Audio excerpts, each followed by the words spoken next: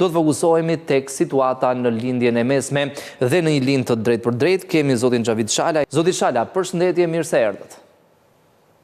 Përshëndetje. Për ta nisur bisedën, ditën e djeshme ka pasur disa zhvillime pozitive, nëse mund të quhen kështu. Presidenti amerikan ka njoftuar një armëpushim 5 ditor, por megjithatë ka ende paqartësi që reflektohet njëkohësisht si tek humori i tregjeve ashtu edhe tek individët. Për ta nisur bisedën, në mendimin tuaj, mendoni se mund të jetë një hap drejt arritjes së një marrëveshje dhe rikthimit të qetësisë në lindjen e mesme? Po, unë që një zhvillim pozitiv faktin që presidenti Trump zgjati fatin e atij ultimatumi që pa dhënë Iranit zgjati edhe 5 ditë. Pra, edhe kjo i krijon mundësi akoma më tepër në radhë parë herë ishte një qetësi pak për tregjet dhe brenda vetëm sa u bën këto deklarata, çmimet e naftës ranë në rreth 9.3%, edhe kjo është një diçka e mirë për tregjet. Gjithsesi, kjo ka shumë variante që po diskutohet tashmë, sepse nëse presidenti Trump thotë që po shkojnë shumë mirë bisedimet dhe ka patur të dielën dhe të hënën ka patur bisedime, pra pas ka duar afati, bisedime serioze, pala tjetër nuk e pranon që ka patur bisedime. Në fakt, po të gërmosh më tepër, është edhe tek koncepti se cili quhet bisedim, domethënë. Nuk janë bisedime të mirëfill tavoline apo midis palëve, janë bisedime nëpërmjet indirekte, nëpërmjet palëve të treta, janë palë të interesuar shumë, në fakt është i interesuar gjithë komuniteti ndërkombëtar për këtë paqe, por ka palë që janë shumë të interesuar edhe të përfshira direkt në këto bisedime, siç është Pakistani, siç është Turqia, Omani dhe Egjipti.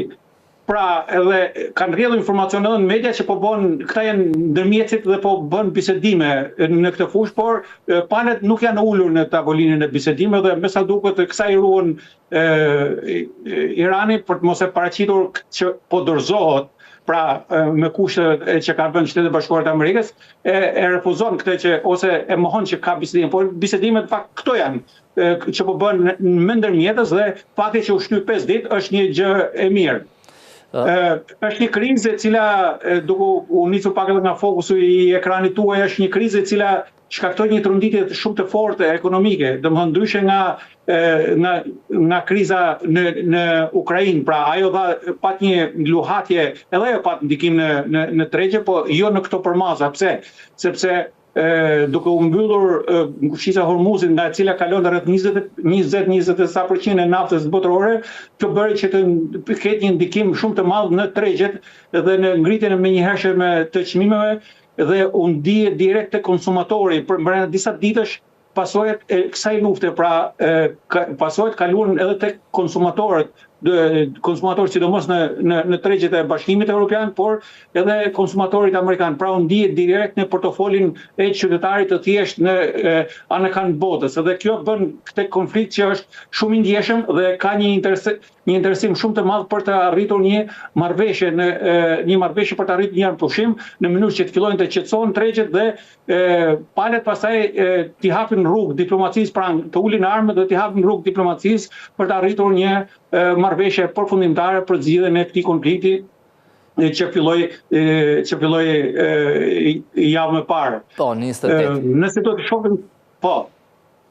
Zoti Shala, nëse kthehemi pikërisht në datën 28 shkurt kur filloi edhe konflikti, mendoni se ka pasur mbase keq përllogaritje në lidhje me aftësitë e Iranit, sepse u tha që lufta do të mbarojë shpejt, pastaj presidenti Trump tha që do të përfundojë brenda 4 javësh, 4 javë bëjnë edhe për 3 ditë. Pati llogaritje të këqija ose jo të sakta në fillim?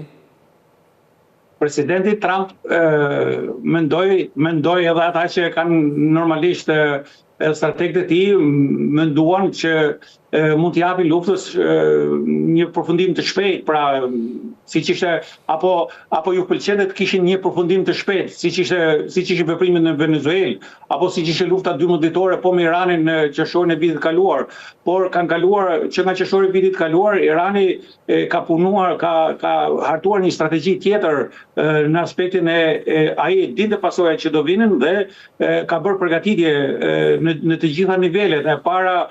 Pra duke parë edhe këtë piksunim të Shtetet e Bashkuara të Amerikës për ta përfunduar sa më shpejt, Irani ka strategjinë për ta zgjatur konfliktin, për ta zvarritur, për ta konsumuar kundërshtarin, për ta lodhur kundërshtarin në mënyrë që ai të tërhiqet pastaj. Dhe me sa duket drejt kësaj po shkon, nëse nuk arritet një paqe, drejt kësaj po shkon.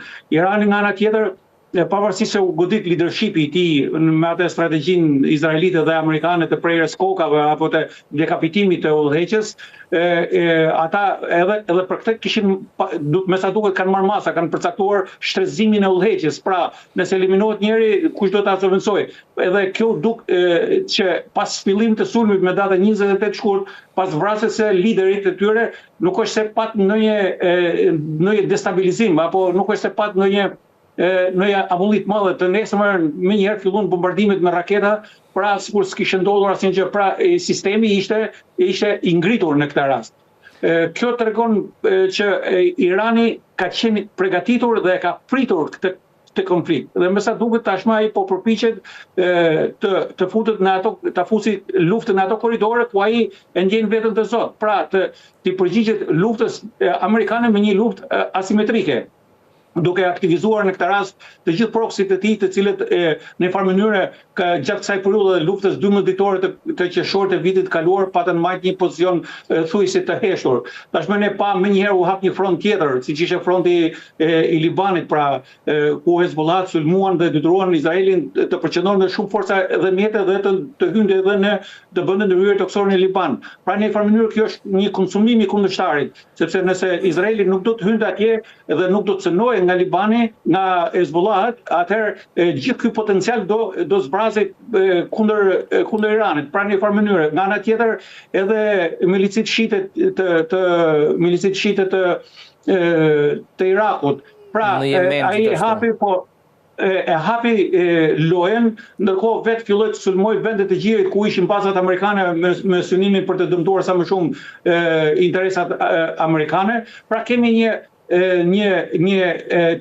tendencë për zgjerim të konfliktit në nivel rajonal, por deri tashmë nuk është se vendet e rajonit, pra që sulmuan Emiratet, Omani, Katari, edhe Kuvajt e tjerë, nuk është se këto janë përgjigjur sulmeve. Këta më tepër kanë qenë në një pozicion mbrojtës. Por kjo nuk mund të zgjas shumë, domethënë, nëse konflikti do vazhdojë, edhe ato do mënojnë për një mënyrë organizimi për t'u përgjigjur sulmeve iraniane. Kjo do pastaj do të çonte kalimin e konfliktit në një nivel tjetër, pra. Sigurisht. Është interesante, sulmet izraelite janë interesante të datës 18 që filluan ndaj infrastrukturës energjetike të Iranit. U goditën për herë të parë, u goditën zonat gazmbajtëse të Farsit dhe kjo shënoi një eskalim tjetër të situatës, pra filluan të goditet nga objektet ushtarake, filluan objektet energjetike. Dhe kjo pastaj bëri që Irani të përgjigjë më njëherë duke goditur objektet energjetike të Katarit dhe të vendeve tjera, dhe kjo pastaj çoi në atë që kaloi në sistemi energjetik i zonës së Xhirit, po kalonte në një rënje drastike mbi 10-15%, u mbyllë dhe bushtica e Hormuzit dhe përfunduam pastaj në një situatë ku çmimet kaluan $120 dhe mund të shkonin edhe më tepër. Ndërkohë, zoti Shala, në lidhje me sulmet tek infrastruktura energjetike, ka pasur edhe në këtë pikë ka pasur një farë amullie, çfarë deklaronte presidenti amerikan, nuk deklaronte pala izraelite. Ka pasur njëkohësisht në mendimin tuaj një koordinim të keq nga ana e Shteteve të Bashkuara dhe Izraelit, sepse në disa raste, deklaratat mes tyre kanë qenë kontradiktore në mënyrë të veçantë për sa i përket sulmeve ndaj infrastrukturës energjetike, sepse edhe Irani menjëherë u përgjigj duke sulmuar infrastrukturën e vendeve të Xhirit, por i cilëson si asete amerikane, sepse kompanitë amerikane mund të jenë aksionere të ato kompani të Xhirit. pavarësisht se Shtetet Bashkuara ishin aleat me Izraelin në këtë, pra kemi një luftë ku njëra palë janë Shtetet Bashkuara dhe Izraeli, një aleancë, një koalicion, ndërsa në krahun tjetër kemi Iranin në koalicion me 3-4 organizata aktor jo shtetëror më saktë, siç janë Hezbollah dhe proksit e tjerë. Pra, lufta në këto dy nivele, në këtë përplasje është. Por është e natyrshme që jo të gjitha janë një lloj interesat të Shtetit Bashkuar të Amerikës me interesin e Iranit, me interesin e Izraelit në këtë rast të këtë luftë. Dhe ju e thatë shumë mirë që për herë të parë, pra Irani filloi sulmin, Izraeli filloi sulmin ndaj objekteve dhe fushave të Gazit. Pra dhe faktikisht ky veprim u kritikua fillimisht nga Shtetet Bashkuara të Amerikës. Gjithsesi, më pas Izraeli vazhdoi këto, por pasojat e këtij sulmi, pasojat kundërpërgjigjen e mori edhe Izraeli pasi u godit po themi një nga objektet më të rëndësishme strategjike në fushën e përpunimit të naftës që është në rafineria në Haifa, u godit dhe edhe ajo ndaloi prodhimin, pra u godit edhe Izraeli, por u goditën edhe vendet e Gjirit, siç thati ju, interesat amerikane në vendet e Gjirit. Pra lufta, pikërisht ky është momenti ku lufta kaloi në një nivel tjetër, pra në një përshkallëzim në fushën e energjisë. Dhe ky përshkallëzim në fushën e energjisë pastaj u shoqëruar edhe me mbylljen e ngushtisës së Hormuzit, ku çoi në atë ngritjen menjëhershme të çmimeve për tregjet gja ishin të ndjeshme për shkak të informacioneve që kishin marrë, por tashmë tregjet u bën më të ndjeshme edhe për shkak të ndryshimeve në terren, pra për shkak të goditjeve sidomos në rastin e goditjes së impianteve të gazit të Katarit, i cili furnizon një pjesë të konsiderueshme të tregjeve botërore. Zoti Çala, si e shikoni në anën tjetër rolin e Europës, të NATO-s? Ka pasur thirrje nga presidenti amerikan për t'u bashkuar në mënyrë të veçantë mbrojtjes ose shoqërimit të anijeve në Hormuz, pastaj tha që ne nuk kishim nevojë, thjesht i provokuam sa të gatshëm ishim. Gjithsesi, qëndrimi i BE-s dhe NATO-s ka qenë i qartë, nuk përfshihemi sepse nuk u ftuam në një farë mënyre për ta nisur këtë luftë. Është dihen marrëdhëniet edhe para se ndodhte ky konflikt, dihen marrëdhëniet që presidenti Trump me NATO-n dhe dihen edhe me raportet e tij me BE-n. Pra ai, sidomos me BE-n, ka patur rezervat e tij, ka konceptet e tij për mënyrën për këtë institucion, domethënë, gjë që ka solli një farftoje me BE-n, por edhe me NATO-n. Tashmë të thuash të vërtetën, traktati i NATO-s parashikon përfshirjen në konflikt në një aleancë mbrojtëse, pra nëse sulmohet një vendi i një antari të NATO-s. Në rastin e këtij konflikti nuk është sulmuar asnjë vend antar i NATO-s. Pra, bëhet fjalë për sulmin ndaj territorit të një vendi antar të NATO-s. Nuk është sulmuar as territori i Shtetit Bashkuar të Amerikës që kërkonte angazhimin sipas nenit 5, pra, të traktatit. Në një farë mënyrë, edhe kur hyri në luftë presidenti, nuk është se u konsultua, ajo konsultua vetëm Izraelin, nuk është se u konsultua me vendet e NATO-s. Edhe vendet e NATO-s normalisht që do të reagonin në këtë mënyrë, pra do të qëndronin besnik traktatit të aleancës, pra nëse nuk është cënuar territori asnjë vendi antar, atëherë nuk ka pse përfshihen. Gjithsesi, vendet e NATO-s fillimisht refuzuan, mbajnë një qendrim refuzues, por këmbgulja e Trumpit bëri që disa nga ata vende ta rishikojnë pozicionin e tyre dhe të ofrojnë mbështetje Shtetit Bashkuar të Amerikës në pozicion mbrojtës.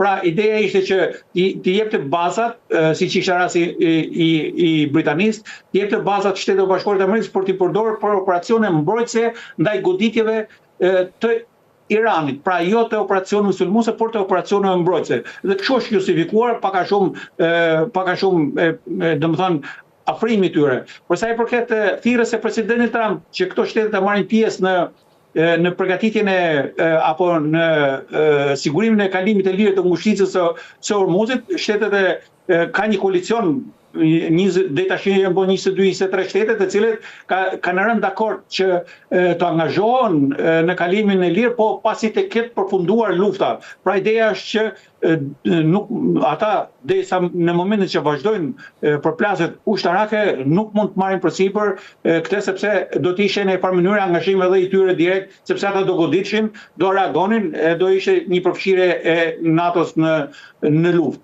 Pra në një farë mënyrë vetë vendet e BE-s përpara se të shpërthente ky konflikt kanë patur një mekanizëm ushtarak që garantonte eskortimin në rastet të sulmesh të anijeve që kalonin nëpër ngushtica. Ka qenë një mision ushtarak i Bashkimit Evropian, i cili ka qendrën në Larisat e Greqisë, dhe drejtohet nga një admiral grek i cili si mision ushtarak quhet Aspides. Pra, synimi i këtij misioni është sigurimi i kalimit, por ka qenë jo në situatë lufte. Pra, ka qenë jo kundër veprimtarive shtetërore, por ka qenë kundër veprimtarive pirateske të organizatave si Houthi e të tjera. Pra, situata kështu ka ndryshuar. Pra, mendohet që nëse do të arrihet në një armë pushim, atëherë do futen lojë të gjithë aktorët e tjerë për të garantuar sigurinë e ngushticës së Hormuzit. Kjo do duket pastaj sepse presidenti Trump është shumë aktiv në dhënien e ideve. Mram po diskutonte një ide që ai mund bënë një marrëveshje në kuadrin e këtij arpushimi mund bënë një marrëveshje me Iranin për ta administruar së bashku, domethënë kanalin ngushticën e Hormuzit. Një ide shumë interesante, domethënë që u shfaq, nuk e di nëse e keni ndjekur çfarë dje për herë të parë.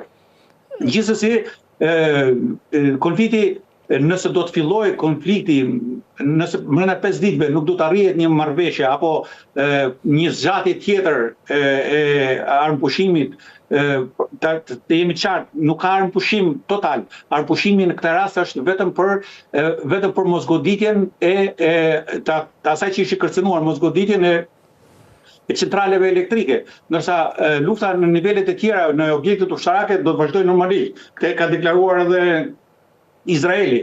Pra, nëse brenda 5 ditëve nuk do të kalohet kjo situatë, fillimi i goditjes së objekteve elektrike të prodhimit të energjisë elektrike do të jetë pastaj një kalimi i konfliktit në një nivel tjetër për shkallëzim, mund ta quajmë një përshkallëzim për detyrim pa ndërhyrje të armatosur. Pra, synimi në këtë rast është përmbysja e regjimit pa ndërhyrje të armatosur ose dobësimi deri në ato masa e regjimit, saqë ata të pranojnë kushtet që do t'i diktohen për armëpushim dhe për marrëveshje. Dhe do të jetë ky zoti Shala skenari më i keq i mundshëm, sepse edhe Irani në anën tjetër nuk do të qëndrojë duar kryq, kam përshtypjen, nëse i sulmohet infrastruktura e furnizimit me energji të vendit. Bëhet fjalë për rreth 90 milion banor.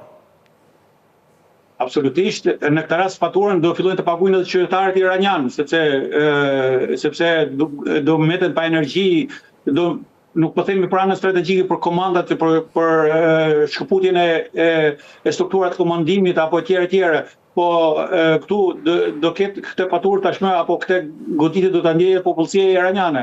Në anën tjetër, dhe këto fakt në strategjitë ushtarake njihen në rastet kur bëhet popullsia civile që të vuajë në mënyrë që të rritet presioni ndaj qeverisjes. To njihen edhe në strategjitë ushtarake, por në këtë rast do jetë me pasoja të mëdha, sepse Irani ka bërë qartë se unë do hakmerr menjëherë duke goditur infrastrukturën që ka të vendeve të gjirit, të cilat mund të jenë kanë apo jo lidhje me amerikanët. Nga ana tjetër është kërcënuar edhe goditja e infrastrukturës së shkrybëzimit të ujit apo desalinizimit që quhet. Çfarë është kjo?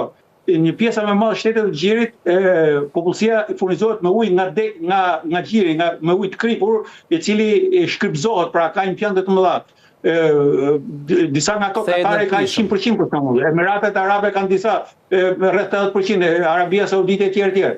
Pra, nëse do goditen ato, pastaj do jetë katastrofë humanitare për këto vende. Pra, duhet ka një problem në këtë rast, duhet bën llogarit për, domethënë jo vetëm se mund mos goditë Shtetet e Bashkuara të Amerikës, sepse Shtetet e Bashkuara janë larg, nuk arrin dot goditja deri atje, mund goditen interesat e tyre, por sidomos edhe interesat e vendeve të gjirit.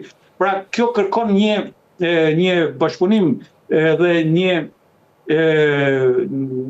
t'i hapet rrugë diplomacisë, pra, sepse edhe Shtetet e Bashkuara dhe Izraeli u futën në një konflikt që me sa duket patën llogarit një dalje më të lehtë se sa po ndodh në realitet.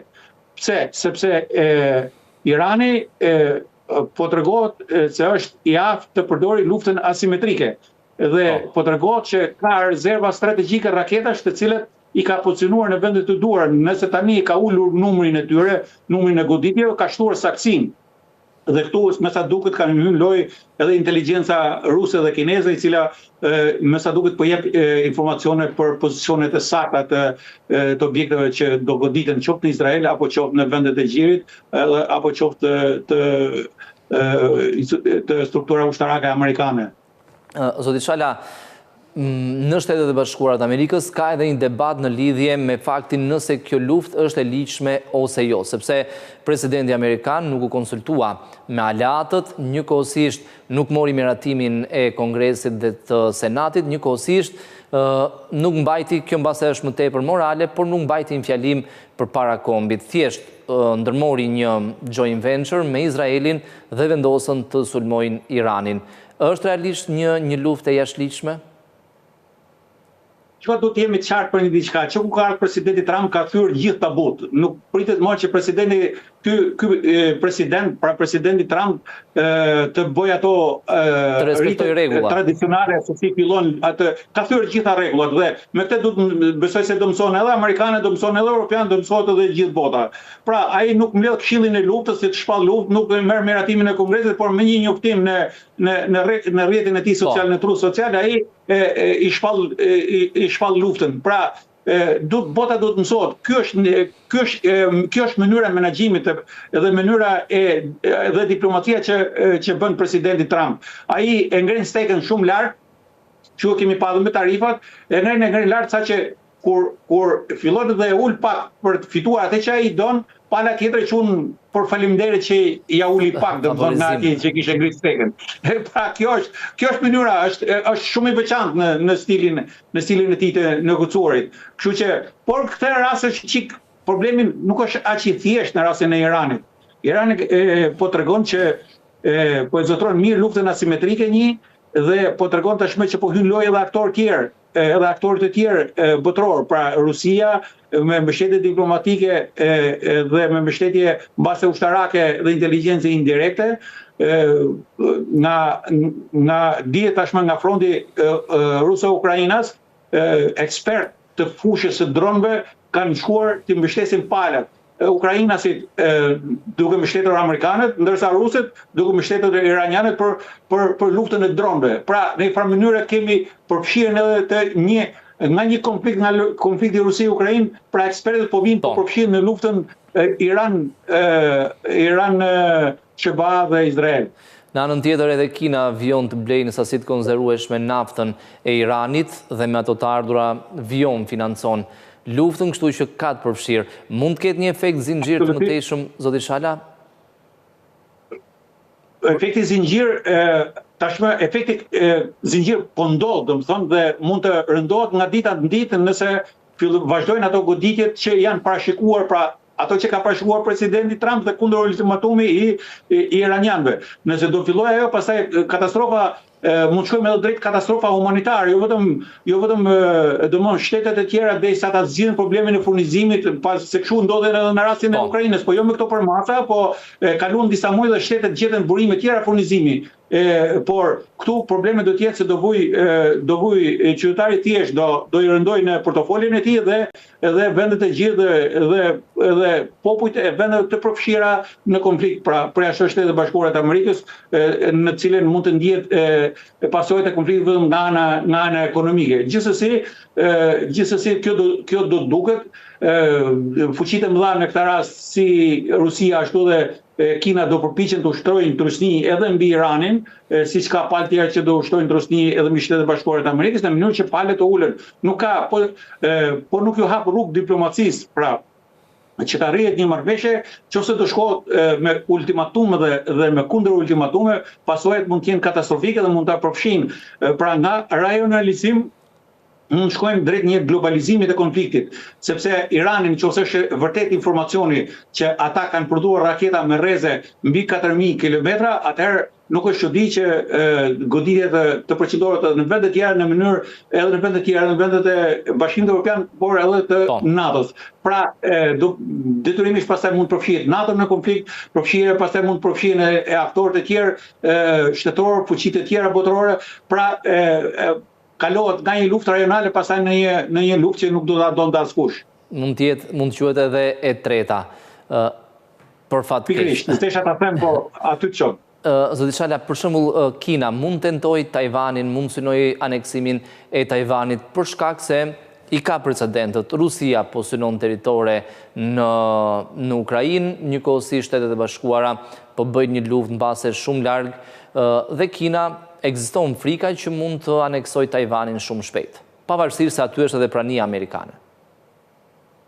Por mua është çudi që është vonuar me këto që po ndodhin, domethënë kur gjithë fuqia ushtarake amerikane pothuajse pjesa më e madhe e saj po përqendrohet në vendet e Gjirit, domethënë në një farë mënyrë duket sikur është lënë hapësirë, sepse konflikti në vendet e Gjirit u llogarit jo me kaq forca dhe mjete, u llogarit për një zgjidhje të shpejtë, pra për një marrëveshje të shpejtë, gjë që po vonon dhe mund të hajë shumë kohë. Kjo i jep shanse më tepër Kinës pastaj që të merret, ata kanë vite që po janë përgatitur për zbarkime, për të kryer zbarkime në Tajvan e tjerë, dhe nuk është çudi, domethënë që ata ta shfrytëzojnë këtë moment.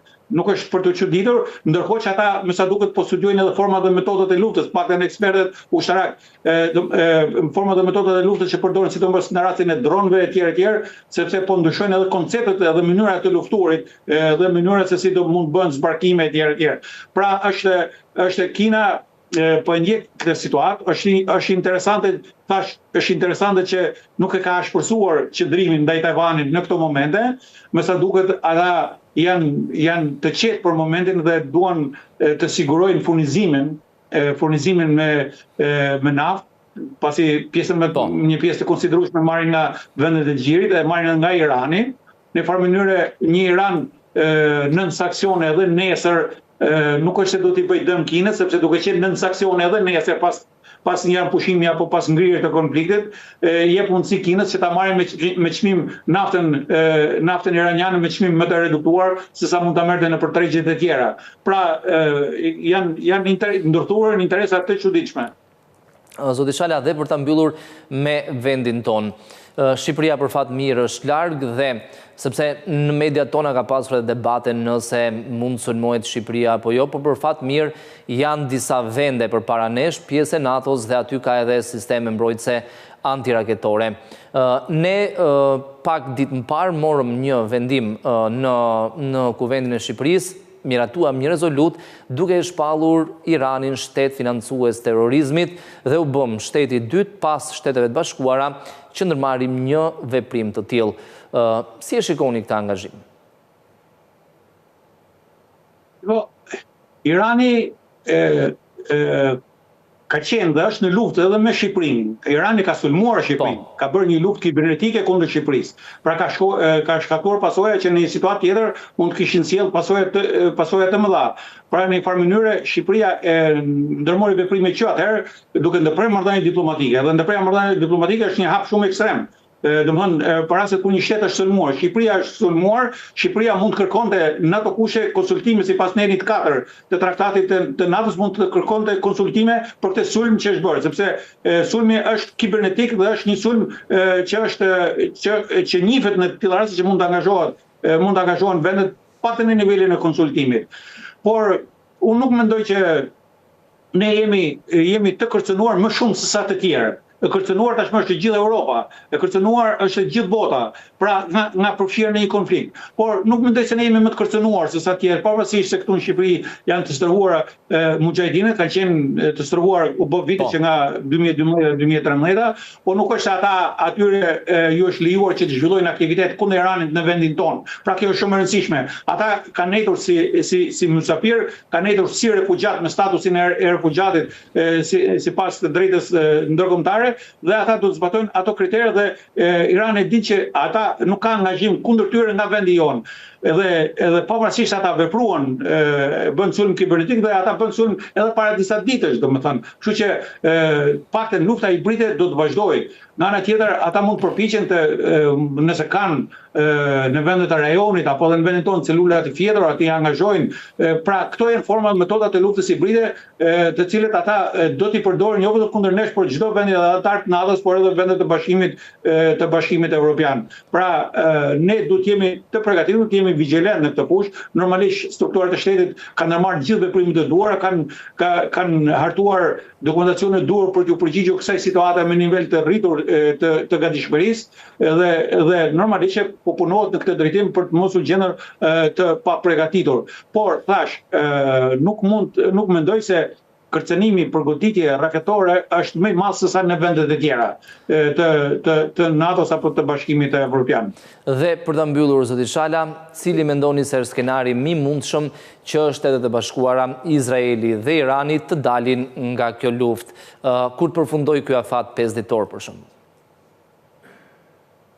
Në fakt ka disa skenarë, nuk është vetëm një, sepse nëse do përfundoj kur përfundoj ky afat 5 ditor, do përfundoj pa një marrëveshje, atëherë këtu pastaj ka disa skenare.